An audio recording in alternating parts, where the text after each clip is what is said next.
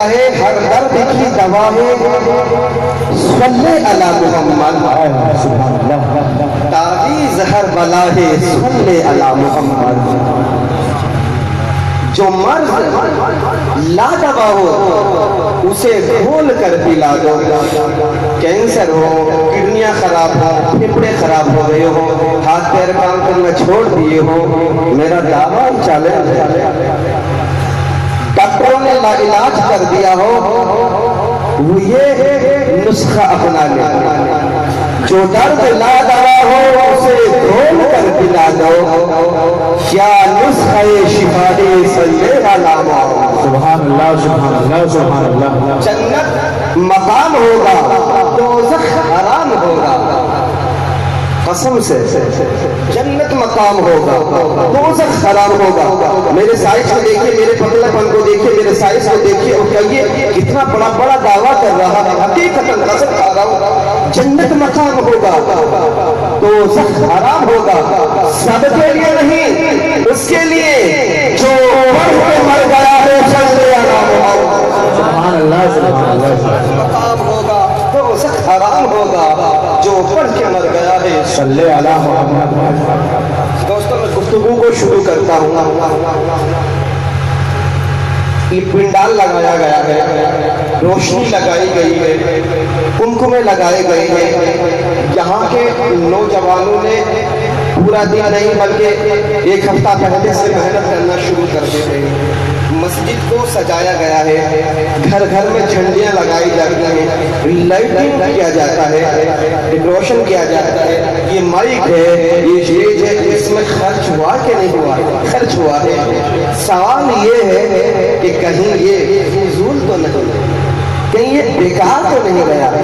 اس خرچہ کرنے میں کچھ ملتا بھی ہے کہ نہیں ملتا ہے؟ سوال سمجھ میں آوا ہے نہیں؟ ان لوگوں نے، نوجوانوں نے، کسی نے 100 روپے، کسی نے 200 روپے، کسی نے 1000، کسی نے 2000 یہ خرچ کیا ہے، کیا اس میں کچھ ملتا ہے کہ نہیں ملتا ہے؟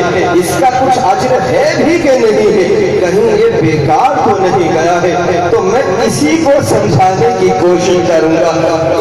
سن، اگر میں یہاں کے کسی مولوی کا تمہیں فتویٰ سنا دو، وہ کہوں کہ کرڈولی کے مولوی کا یہ فتویٰ ہے، ہو سکتا ہے کہ سیکر کے مفتی صاحب اس فتوے کو ماننے سے انکار کر دیں، جھگڑا تو وہی کا وہی رہ گیا۔ اگر میں آپ کو سیکر کے کسی مفتی کا فتویٰ سناؤں، ہو سکتا ہے کہ چورو کے مفتی صاحب انکار کر دیں کہ میں اس فتوے کو نہیں مانتا، پھر بھی جھگڑا وہی کا وہی۔ اگر میں آپ کو چورو کے کسی مفتی کا فتویٰ سناؤں تو ہو سکتا ہے کہ راجستھان کا کوئی عالم مفتی اس فتوے کو ماننے سے انکار کر دے۔ اگر میں آپ کو راجستھان کے کسی مفتی کا فتویٰ سناؤں، ہو سکتا ہے کہ یوپی کا کوئی مفتی انکار کر دے کہ میں راجستھان کے مفتی کا فتویٰ نہیں مانتا ہوں۔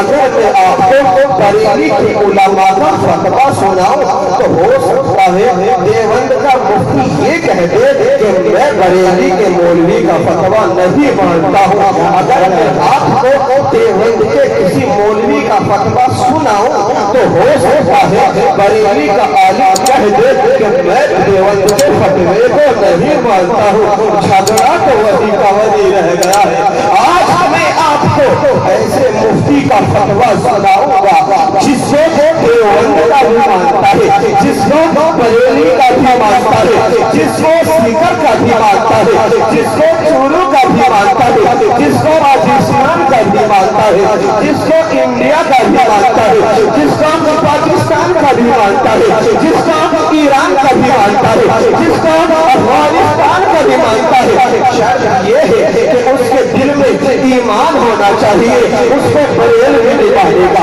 اس کو دیوبندی بھی مانے گا، اس کو اہل حدیث بھی مانے گا۔ آپ سوچ رہے ہوں گے بھائی یہ کون مفتی ہے؟ اللہ اکبر، سنو اس مفتی کا نام، اس مفتی کا نام ہے حضرت سیدنا ابو بکر صدیق رضی اللہ تعالی صدیق اکبر ہے۔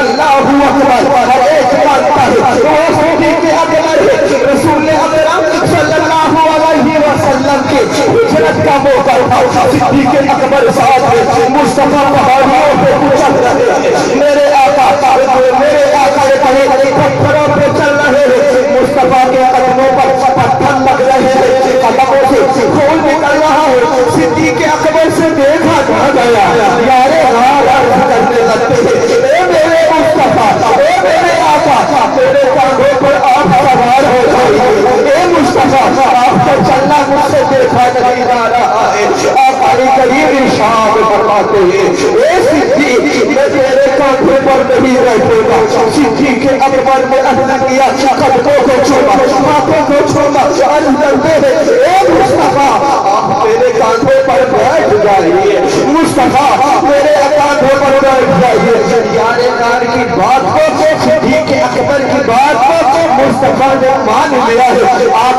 صدیق کے کاندھوں پر بیٹھ رہے ہیں اور صدیق اکبر چل رہے ہیں، پہاڑی پر چل رہے ہیں، اور صدیق اکبر کا انداز سے محبت دیکھو، نبی کاندھوں پر صدیق چل رہے ہیں، صدیق اکبر کبھی نبی کے قدموں کو چھوڑتے ہیں، کبھی دائیں قدم کو چھوڑتے ہیں، کبھی بائیں قدم کو چھوڑتے ہیں، آقا نے ارشاد فرمایا، اے صدیق کیا کر رہے ہو؟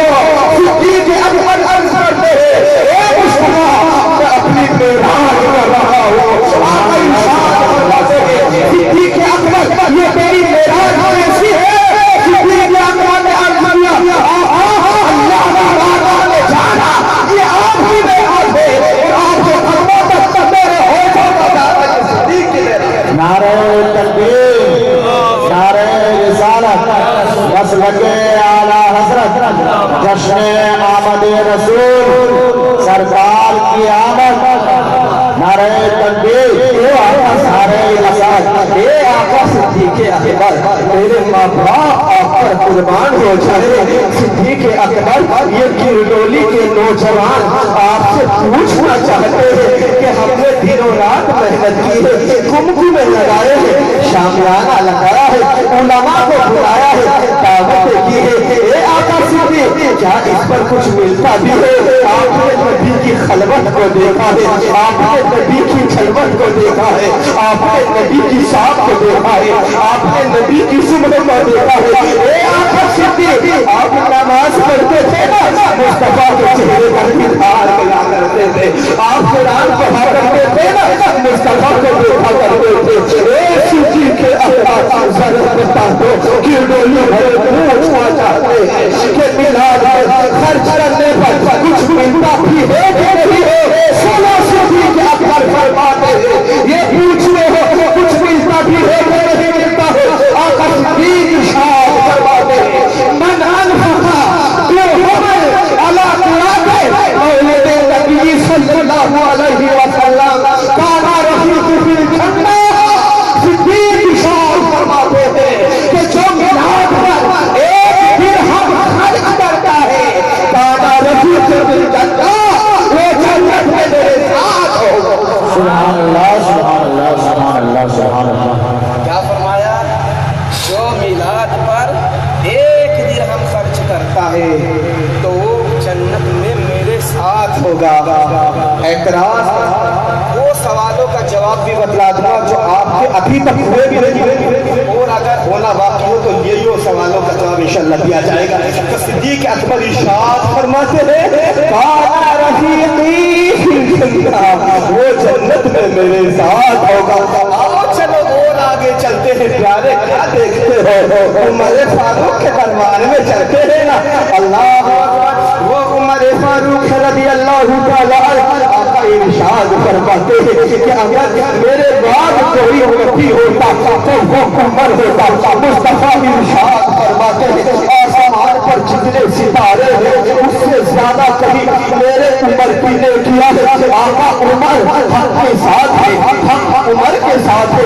آقا عمر فاروق کے دربار میں چلتے ہیں، اے آقا عمر فاروق یہ گرڈولی کے مسلمان، گرڈولی کے نوجوان پوچھنا چاہتے ہیں آپ سے کہ اگر میلاد پر کچھ خرچ کیا جائے، میلاد کی تعظیم کی جائے، میلاد کو منایا جائے تو کچھ ملے گا کہ نہیں ملے گا؟ تو عمر فاروق فرماتے ہیں، من अज़म मौलिद नबी सल्लल्लाहु अलैहि वसल्लम फक़द आया इस्लाम। उमर फरमाते हैं कि जिसने मिलाद की ताज़ीर की गोया उसने इस्लाम को जिंदा कर दिया। सुभान अल्लाह, सुभान अल्लाह, सुभान अल्लाह, सुभान अल्लाह। बताइए हम किसकी माने? अब आज के मौलवी की माने कि अबू बकर सिद्दीक उमर की माने? आओ और हजरत उस्मान गनी को ले लो। वो उस्मान गनी रज़ी अल्लाह तआला जिनकी निकाह में मेरे नबी की के बाद 2 बेटियां गई हैं, वो उस्मान गनी रज़ी अल्लाह तआला अन्हु इरशाद फरमाते हैं, आका उस्मान फरमाते हैं, क़ाला उस्मान मन अनफ़क़ा दिरहमन अला क़िरात मौलिद नबी सल्लल्लाहु अलैहि वसल्लम फकअन्नमा शहीदा बदरुहु है। हज़रत उस्मान फरमाते हैं कि जिसने मिलाद पर 1 दिरहम खर्च किया तो वो ऐसा है जैसे कि कोई बदरो हुनैन के जिहाद में हुआ। सुभान अल्लाह, सुभान अल्लाह, सुभान अल्लाह। 3 का कौल बता दिया हूँ। हजरत अबू बकर ने फरमाया काना रफ़ीक़ी फिल जन्नत। या दोस्त याद रखियो, बस तुम्हें कोई नहीं बहका सकता, बस याद रखियो। हो क्या रहा, यहाँ से सुनते यहाँ को निकालते हैं, सुन लियो। अबू बकर सिद्दीक फरमाते हैं काना रफ़ीक़ी फिल जन्नत, वो जन्नत में मेरे साथ होगा। हजरत उमर फरमाते हैं जिसने मिलाद की ताज़ीम की उसने इस्लाम को जिंदा किया।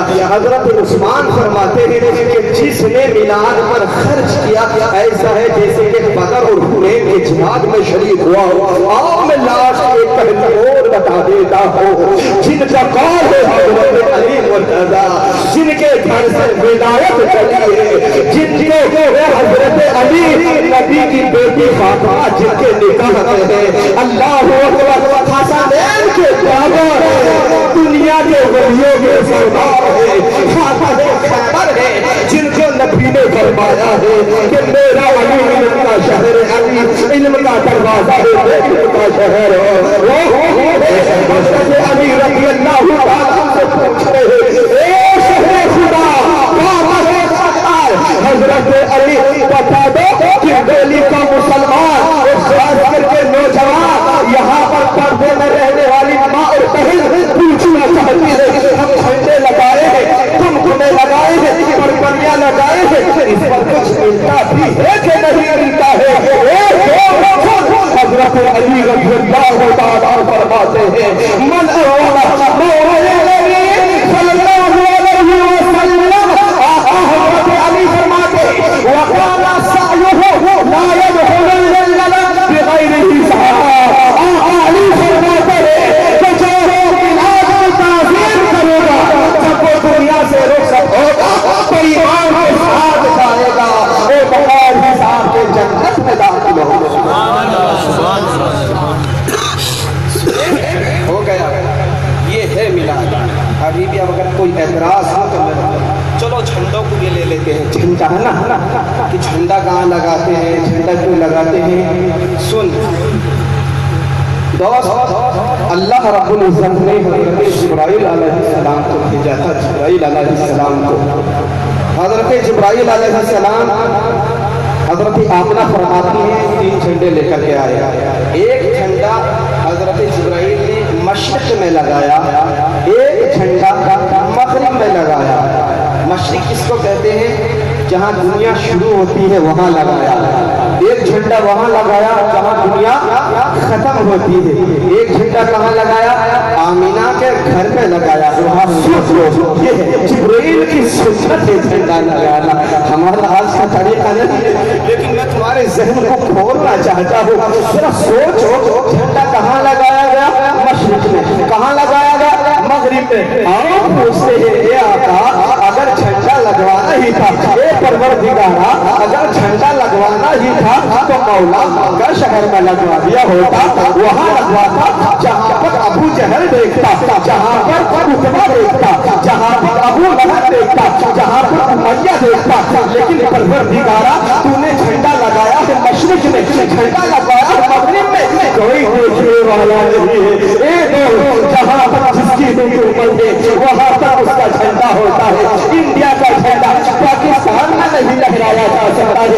पाक का झंडा इंडिया में नहीं लहराया जाता है, ईरान का झंडा अफगान में नहीं लहराया जाता है, अफगान का झंडा ईरान में नहीं लगाया जाता है। अल्लाह ने झंडे लगाए मशरिक़ में, अल्लाह ने झंडे लगवाए मग़रिब में।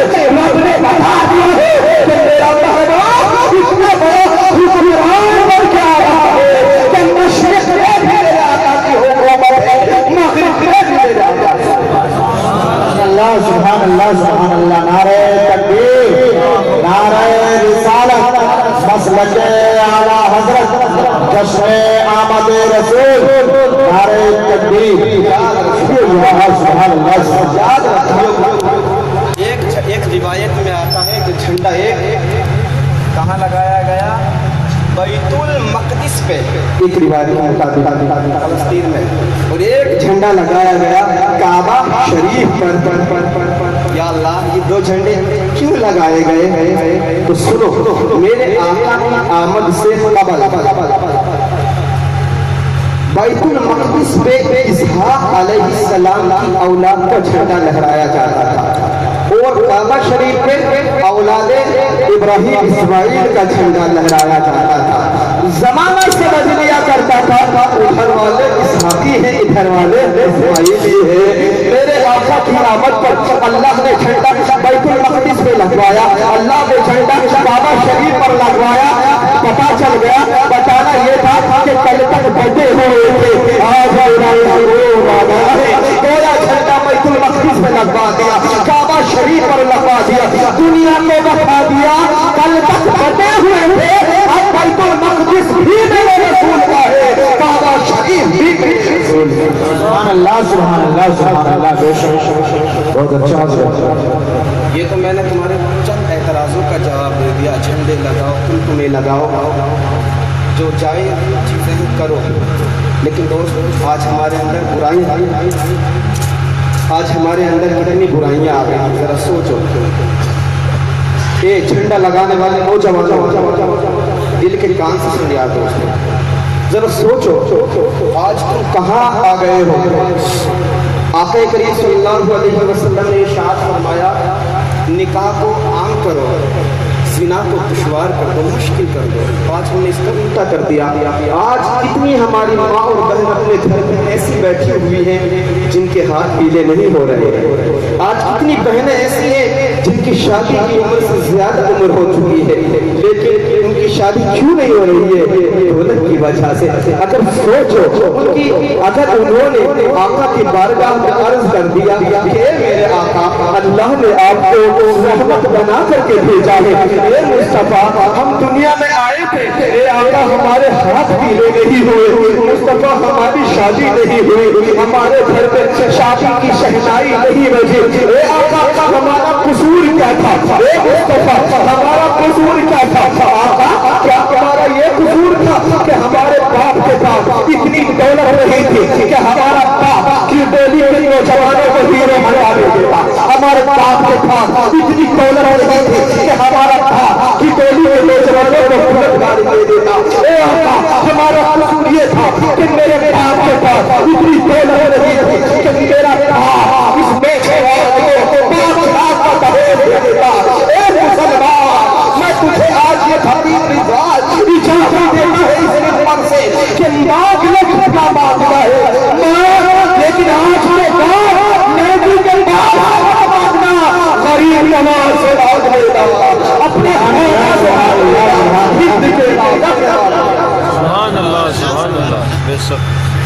क्या हो रहा है यार?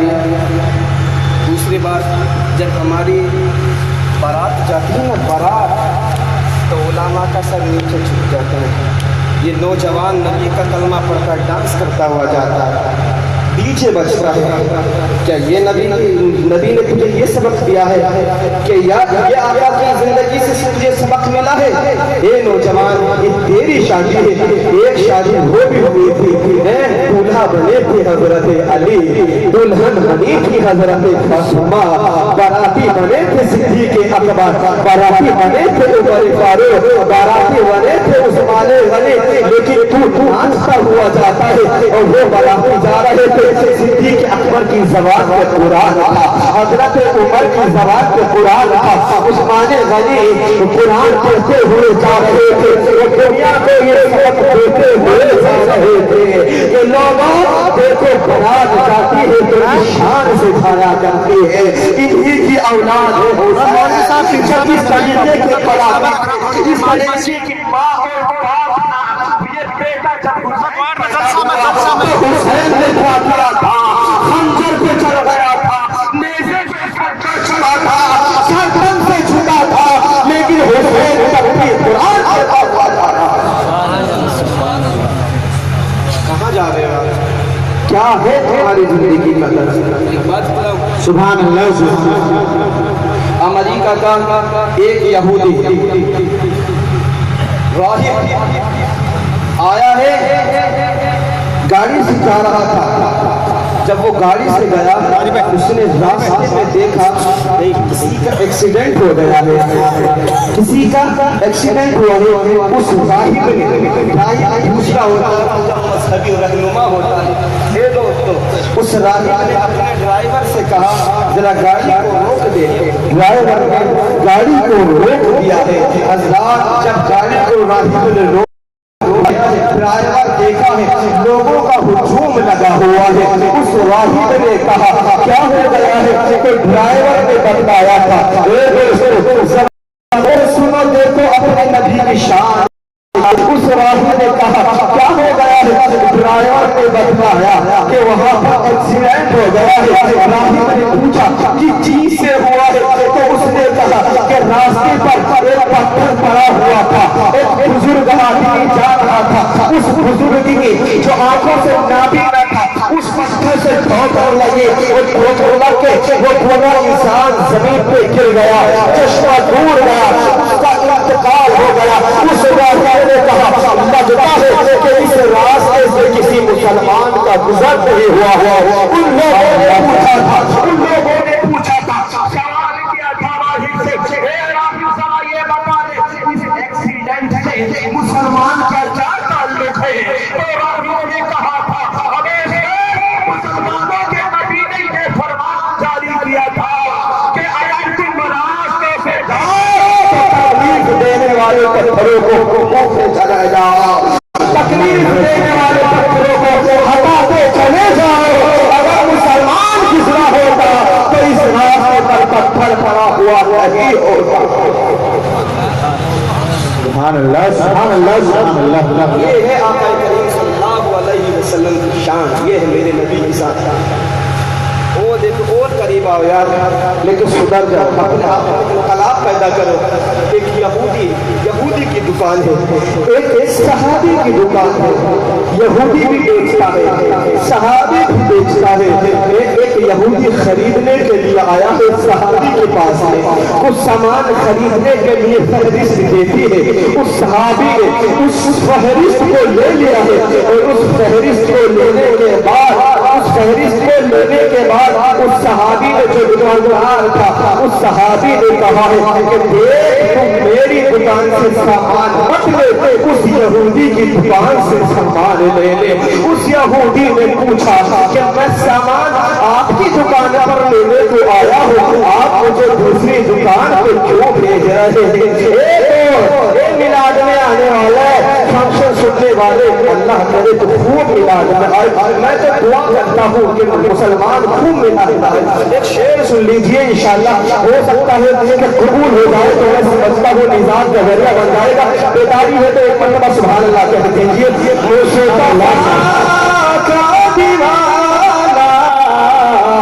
سلامت رہے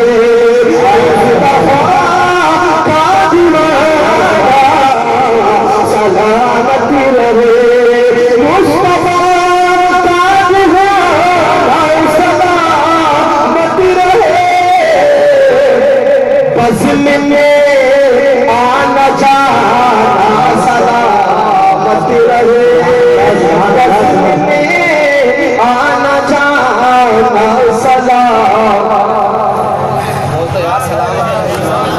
سلام ذرا کیسی آواز لگے گی. بزم میں آنا جانا میں جامع سلامت رہے. سبحان اللہ سبحان اللہ. مٹے گا نا.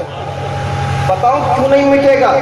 کیونکہ اسلام کے لیے فاطمہ کے لال نے دعا کر دی. اسلام کے علاقوں میں گنگا جمنا کا پانی نہیں ہے، حسین کا خون ہے. حسین نے کربلا کے میدان میں کیا دعا کی تھی؟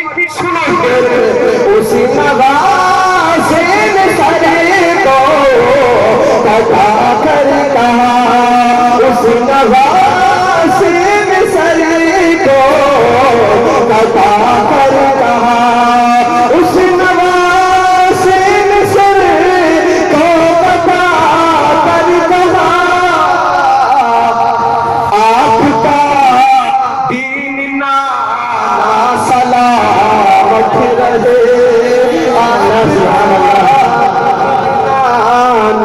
سلامت رہے. خواجہ والے نا، خواجہ کی شان میں ایک سن لو. ہند میں دین و ایمان خواجہ سے ہے. ہند میں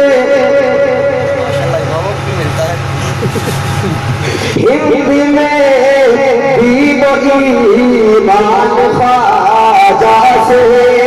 ہند میں دین و ایمان خواجہ سے ہے. ہند میں دین و ایمان خواجہ سے ہے. چشتیہ آستانہ سلامت رہے. چشتیہ آستانہ سلامت رہے. غیب سے کربلا میں یہ آئی صدا. غیب سے کربلا میں یہ آئی صدا. سبحان اللہ سبحان اللہ سبحان اللہ. حسین دونوں ہاتھوں کو اٹھا کر ایمانداری سے ایمان تازہ ہو جائے گا. ٹھنڈی لگ رہی ہے یا رسول اللہ. چادروں سے ہاتھ ملا لو. یا رسول اللہ. اب سنو. غیب سے کربلا میں یہ آئی صدا. غیب سے کربلا میں یہ آئی صدا. غیب سے کربلا میں یہ آئی صدا. غیب سے کربلا میں یہ آئی صدا. فاطمہ کا گھرانہ سلامت رہے. فاطمہ کا گھرانہ سلامت رہے. ایک صحابی کی دکان ہے، ایک یہودی کی دکان ہے. یہودی صحابی کی دکان پر سامان خریدنے کے لیے آیا ہے. جب سامان خریدنے کے لیے آیا ہے تو اس صحابی نے کہا ہے کہ جاؤ تم میری دکان سے سامان مت لو، اس دکان سے سامان تو لے لو. اے مصطفیٰ کے دیوانوں، وہ یہودی کہتا ہے آپ مجھے دوسری دکان کی طرف کو کیوں بھیج رہے ہیں؟ حضرات اس نے کہا تھا، صحابی نے سنا تھا میں تجھے بھیج اس لیے رہا ہوں. اس کے بھی بچے ہیں، میرے بھی بچے ہیں، اس کی بھی دکان ہے، میری بھی دکان ہے، لیکن میں صبح سے دیکھ رہا ہوں اس کی دکان پہ کوئی بھی گراہک نہیں آیا ہے. اس کی دکان پر کوئی بھی کسٹمر نہیں آیا ہے. اگر اس کی دکان پر شام تک کوئی کسٹمر نہیں آیا تو اس کے بچے کھائیں گے کیا؟ اس کے بچے بھیگیں گے کیا؟ لہٰذا جا تو اس دکان سے سامان لے لے. تو یہ یہودی اس دکان کے پاس گیا. ایک آنے کے بعد تھوڑی دیر کے بعد صحابی کی دکان پر آ گیا ہے. آنے کے بعد اس صحابی نے کہ تو کیوں آ گیا ہے؟ صحابی یہودی کہتا ہے صحابی سامان وہاں سے لے لو، ایمان یہاں سے لے لو. اس صحابی نے پوچھا تھا سمجھ میں آ گیا کہ تو ایمان یہاں سے لے کے رہ رہا ہے. صحابی کو یہاں بھی کہتا ہے جس نبی کا صحابی ایسا ہے تو اس صحابی کا نبی کیسا ہوگا؟ سبحان اللہ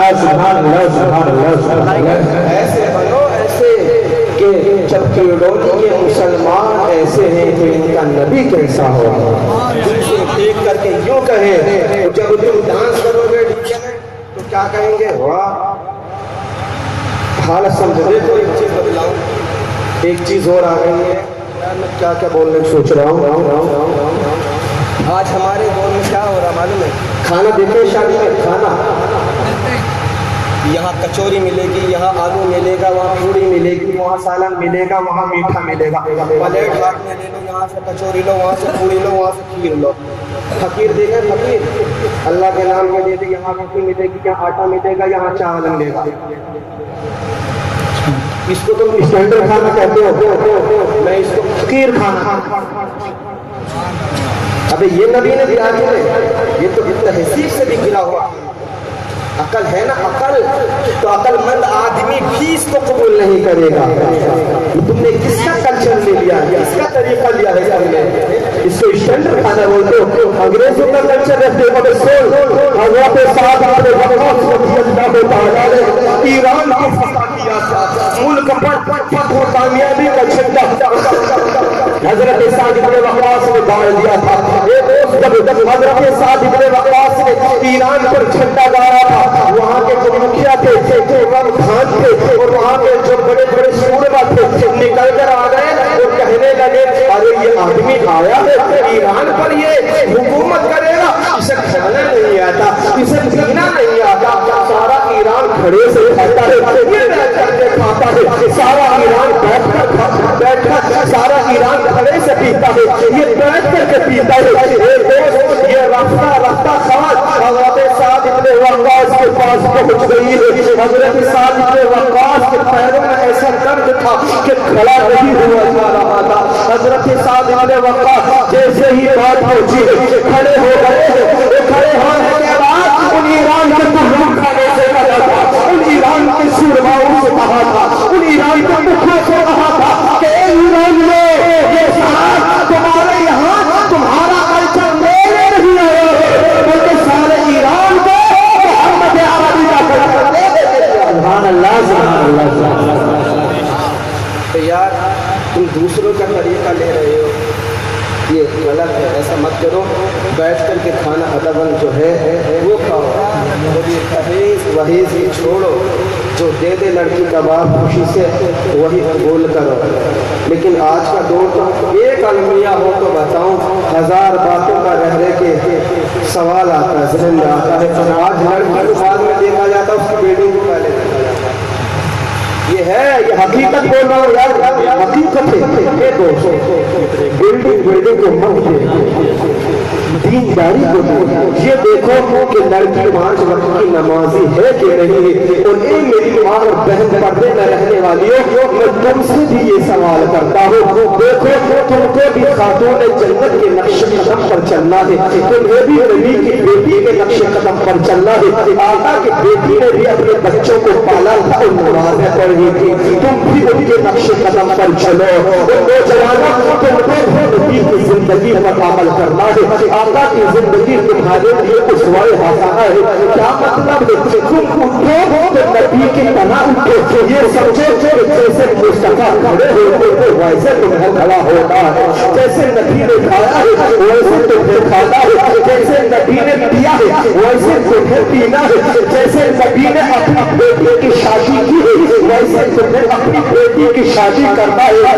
تاکہ زمانہ دیکھے تو یہ کہے کہ دیکھو وہ چل رہا ہے, محمد عربی کا غلام چل رہا ہے, وہ جو کھا رہا ہے آقا کا دیوانہ کھا رہا ہے. یہ جس کی بیٹی کی شادی ہو رہی ہے یہ آقا کے دیوانے کی شادی ہو رہی ہے. اگر اس طریقے آپ ایسے لگے گزارنا میرا یقین کہتا ہے, ایمان کہتا ہے کہ جس دن تمہارا جنازہ اٹھے گا تو دنیا کا فرد پکارے گا کہ دیکھو محمد عربی کا غلام کہہ رہا ہے. فرشتے کہے گے کہ دیکھو یہ جنت کا حقدار آ رہا ہے. سبحان اللہ سبحان اللہ سبحان اللہ. اللہ سے دعا ہے میرے کہنے میں, آپ اس کو سمجھنے میں جو غلطیاں ہو گئی ہوں اللہ اس کو معاف فرمائے. بلند آواز سے کلمہ شریف پڑھ لیجیے, لا الہ الا اللہ محمد رسول اللہ.